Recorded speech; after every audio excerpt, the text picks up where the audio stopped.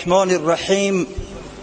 الحمد لله والصلاة والسلام على رسول الله وعلى من اهتدى بهداه. اللهم لا مانع لما اعطيت ولا معطي لما منعت ولا ينفع ذا الجد منك الجد. اما بعد، السلام علیکم و رحمت الله و برکاته.